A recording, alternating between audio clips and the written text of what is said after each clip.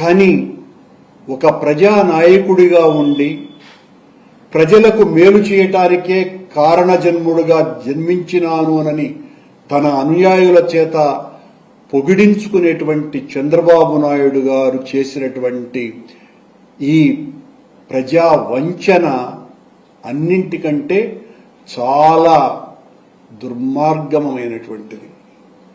నేను అధికారంలోకి వస్తే తల్లికి వందనం పేరుతో ప్రతి ఒక్కరికి బిడ్డకు 15,000 రూపాయలు ఇస్తానని చెప్పినటువంటి వ్యక్తి, అన్నదాతలకు 20,000 రూపాయల సహాయం చేస్తానన్నటువంటి వ్యక్తి, ప్రతి సంవత్సరము నిరుద్యోగుడికి ప్రతి ఒక్కడికి కూడా 3,000 రూపాయల భృతి ఇస్తానని చెప్పినటువంటి వ్యక్తి, 50 ఏళ్లు నిండినటువంటి మహిళలకు అందరికీ కూడా ప్రతి సంవత్సరము 18,500 ఆర్థిక సహాయం చేస్తానని చెప్పినటువంటి వ్యక్తి ఈ రోజున రాష్ట్ర ఆర్థిక పరిస్థితి దుర్మార్గంగా ఉంది కాబట్టి నేను చేయలేను అని చెప్పటం.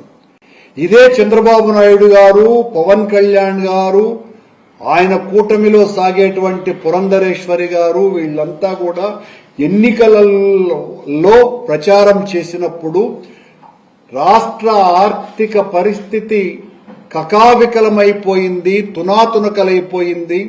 జగన్మోహన్ రెడ్డి 14 లక్షల కోట్ల రూపాయల ఆర్థిక భారాన్ని మోపినాడు ఈ రాష్ట్రం మీద, ఈ రాష్ట్రమంతా అప్పుల్లో కూరుకుపోయింది అని చెప్పినటువంటి ఈ ముగ్గురు నేతలు ఇంత ఆర్థిక దుస్థితి ఉన్నప్పటికీ కూడా జగన్మోహన్ రెడ్డి ఇస్తున్నటువంటి ఈ పథకాల కంటే మిన్నగా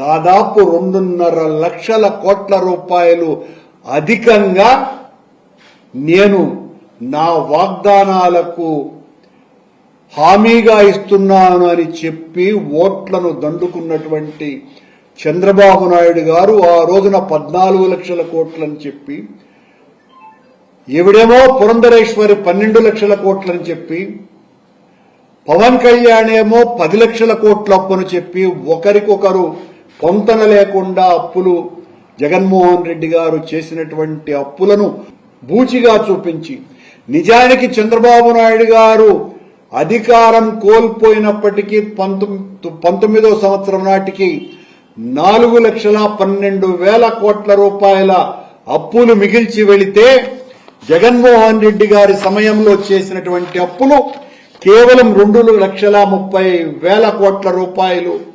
ఇది అందరూ చెప్పేటువంటి మాట. మొత్తం 6,42,00,000 రూపాయల అప్పులుగా ఉంటే చంద్రబాబు నాయుడు గారు చెప్పినటువంటి మాట 14 లక్షల కోట్ల నుంచి ఈ రోజున 9,70,00,000గా చెబుతూ ఈ అప్పులు తీర్చాలంటే సాధ్యమయ్యే పని కాదు, వృద్ధి రేటును పెంచాలా, కనుక ఏ ఒక్క హామీని కూడా ఇవ్వటానికి సిద్ధంగా లేను అని అంటూనే ఎంత కష్టమైనా కూడా నేను ప్రజలకు చేసినటువంటి వాగ్దానాలను నెరవేర్చకుండా పోను అని మళ్లీ మరొక అబద్ధం. ఇంత దుర్మార్గమైనటువంటి పాలన చంద్రబాబు నాయుడు గారు గతంలో పాలించినప్పుడు కూడా ఇంత దుర్మార్గంగా పరిపాలించాల. అంతకంటే ఘోరంగా ఈ 8 నెలల పాలన సాగుతున్నది.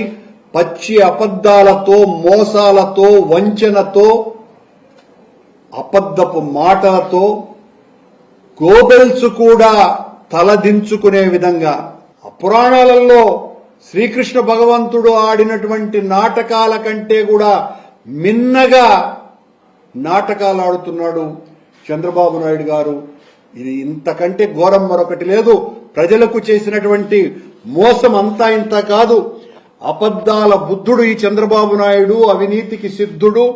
కోట్ల ప్రజల కళ్లు మూసి గద్దెనెక్కినటువంటి ఈ చంద్రన్న లాక్కోవటం తప్ప తెలియనివాడు.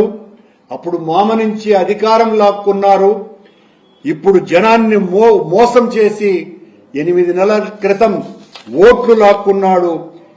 ఏరు దాటే ముందు ఓడమల్లయ్య, దాటేశాక బోడి మల్లయ్య. ఇది మన చంద్రయ్య.